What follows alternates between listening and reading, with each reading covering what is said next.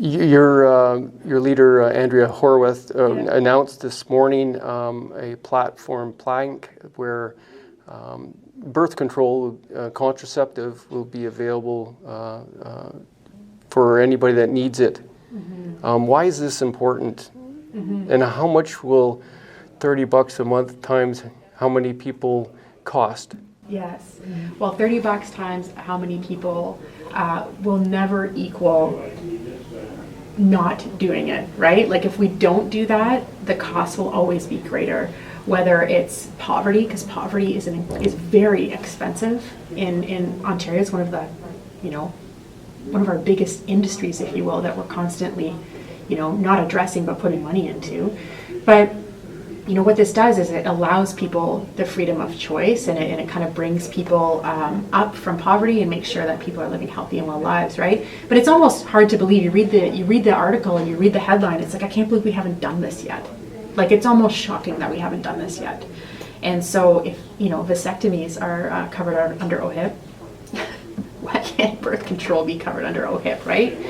So I'm really excited and looking forward to it. These are upstream solutions that I speak of all the time, and really make sure that barriers are removed and that people are, moving forward their lives and making sure that people are taken care of.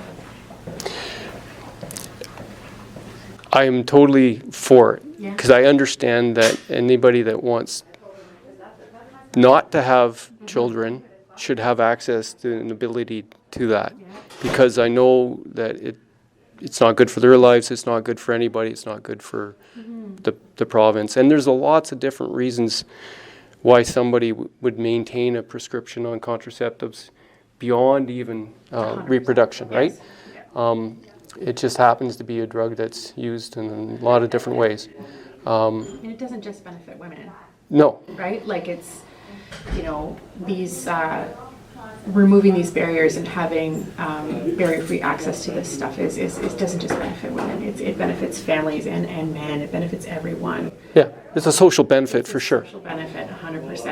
And I think back to when my earlier adulthood, these things should never be cloaked in shame, right? There's so much shame in women's reproduction, and we're just making sure that people have what they need. It shouldn't be such a controversial take. I don't think it is. I think a lot of people are excited about it. Mm-hmm. I'm not sure the vasectomy thing sort of fits in with that whole discussion, but it does, though. It just shows, it's an illustration of what is free and widely available and what has to be paid for, right? So you think about almost like a income tax, right? So am I happy that there's access across the board here? Yes. My point would be actually a woman can get her tube tied. Yes, but it's much more invasive. Oh, I know. But that's why I think the vasectomy thing, I find a vasectomy invasive. Okay, well, fair enough. Fair enough.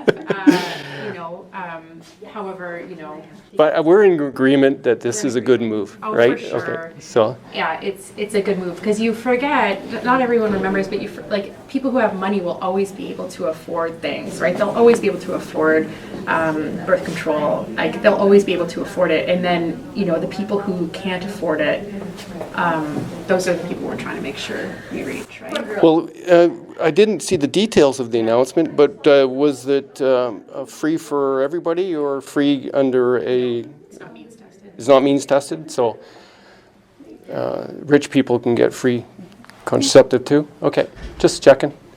Was there any costing at all? Not that it's... it just came out like an hour before I sat in this seat, so I haven't had a chance to dive into it. I'm 100% sure its cost-benefit analysis would show that it's a good investment, though. So I'm not going to argue that. No. I just like to try to get numbers because everybody likes numbers. Everyone does like numbers. Yeah. No, I heard about it about an hour ago. So.